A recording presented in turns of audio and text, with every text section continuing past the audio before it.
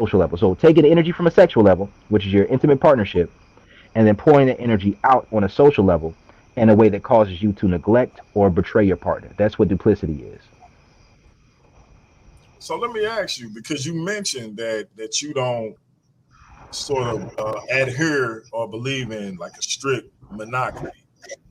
Does that go for both the male and the female in the relationship? I put it like this. It depends on your situation. There's two principles I want to bring up. There's uh, outsourcing versus monkey branching versus the manna principle. Are you a man of the faith when it comes to the Judeo-Christian faith? I am. All right, so you understand the principle of you understand manna from heaven in Exodus, right? Correct. So I have this belief that having an influx and a hyperactive influx of being greedy when it comes to dominant ego validation will lead to an erosion of the validation that you receive.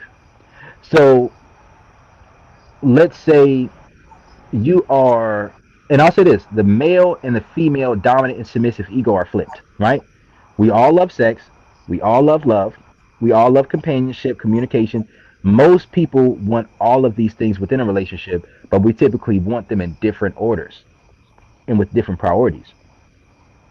So a woman's dominant ego is going to value emotional validation, social validation, financial validation, right? A man's dominant ego is typically going to value feeling sexually desired and in a position of power and control, right? Competency. Uh, and the reason why I'm bringing this up is to break this down. In order to keep the cycle of energy flowing properly within your relationship, you should never take food out of your partner's mouth, whether in the dominant or the submissive, but especially not in their dominant ego, because that's what makes them feel valued. So, as a woman, you shouldn't be having sex with another man if you have a primary partner unless he green lights it and his needs are already met, or this is something that reinvigorates your sexual desire to be more available to your partner. But if this takes away from your ability to be present with your partner, it's not a good decision. Same thing with the emotional aspect for a man. You shouldn't be spending more time, more energy, more money, more investment on a woman outside of your primary partner. Uh, you shouldn't be doing that. And the only time this is cool is if you're dealing with a cuckold or a stag, right? If a man's a Right. cuck or a stag, it's cool, right? Right. Right. But if It's said that not to cut you off, because one of the things I always tell my wife is you could never cheat on me having denied me sex. So in other words, if we not having sex at the level that I believe that I desire, in other words, I'm hearing no more than I'm hearing yes, and then I find out you cheated, there would never be any coming back from that because you literally were telling me no while telling someone else yes. that's where Now, the betrayal comes in. yeah, yes. Now, if you come, if I'm being satisfied the way I need to be satisfied, we can we at least have a place to start from. You gotta have a But conversation. yeah, because that, while I would be hurt in a major way, we would at least have somewhere to start from. But we have nowhere to start from if you've been denying me while embracing somebody else. You know what? We had a conversation about this very shortly when we were having a conversation before. I call it Yeah, good faith. Right? I call it good faith because it's something I call past theory, right? Now, I think that past theory in short term relationships is a bad decision, right? You don't meet a brand new woman and then give her a pass for being as sexually available as you would want her to be simply because whatever she says, because she could easily be lying to you or to herself, right? right. But in a long term relationship where the relationship is integrated and you're mutually invested in one another, then you can give a woman a pass. If you're married to a woman for 5, 10 years, you're in a relationship with a woman for 5, 10 years, and she experiences postpartum depression, or she experiences just regular depression, or she experiences cervical cancer, or she experiences uh, things that greatly negatively affect her libido, You're not going to leave the woman just because she's not fucking as much as you want her to. But Right. she damn sure better not be giving no pussy to nobody else. Exactly. Exactly. But Exactly. likewise as a man, I gotta flip this around to the men too. There you If go. you, I gotta flip this around. Never deal with an. I gotta be vulgar with this one. Never fuck with another bitch in a way that takes food out of your woman's mouth. That's it. Never, ever do that. If you do that, you deserve whatever come to you. I'm gonna keep it above with you. If you take your woman out twice a month, you have date night twice a month, right? If that drops down to once a month because you're dealing with a new woman, you're fucking up, right? If you get what I'm saying, if No. let's say your woman is willing to help you cover the bills, right? And you're short on the rent or you're short on a bill, short on a payment, and she's willing to cover the distance difference.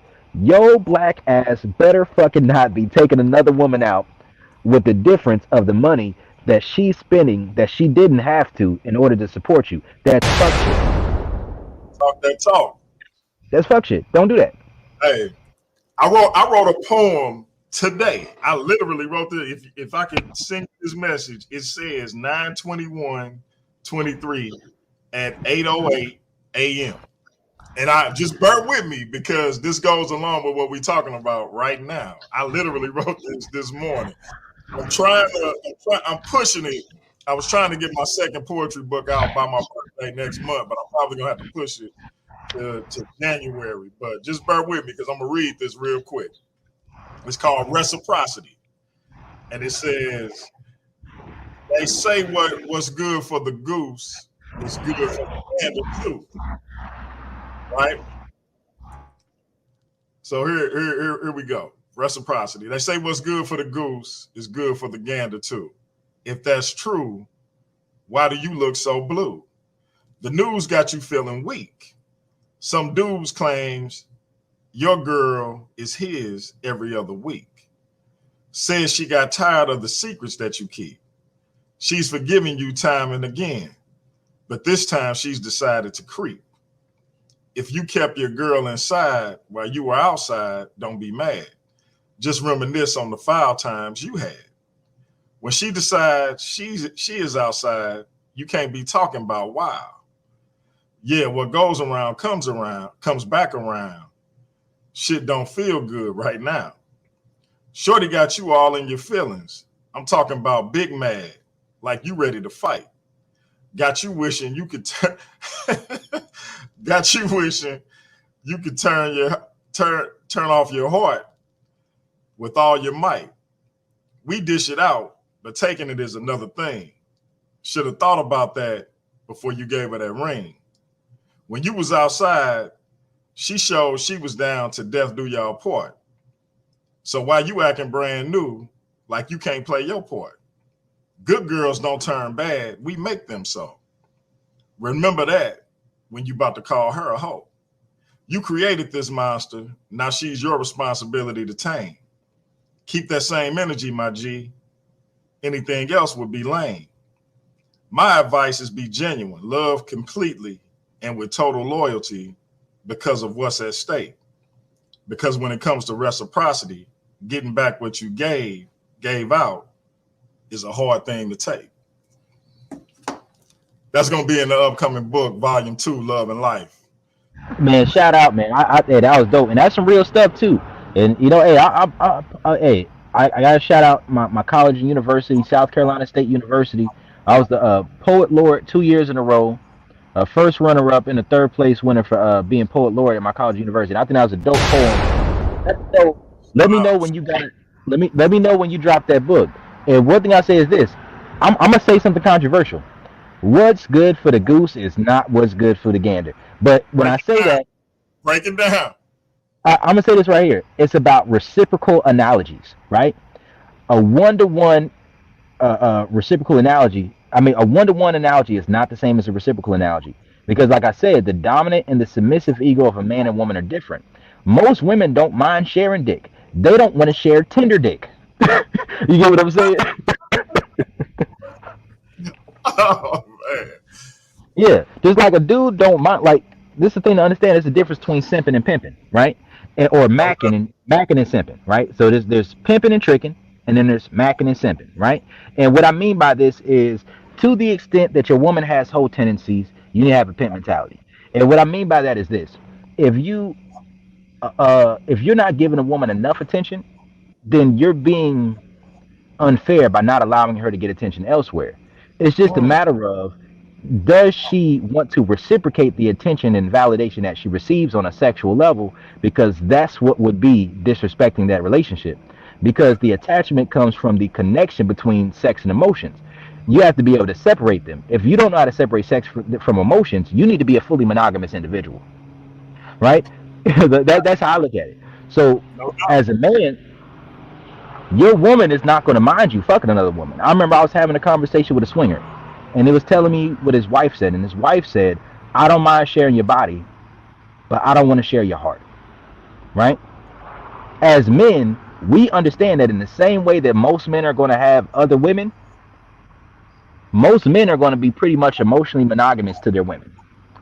To the woman that's close to them, they're not going to put any other woman above them emotionally, socially, or financially. If he's a man of character, he might still fuck them hoes, but he's not going to prioritize those women.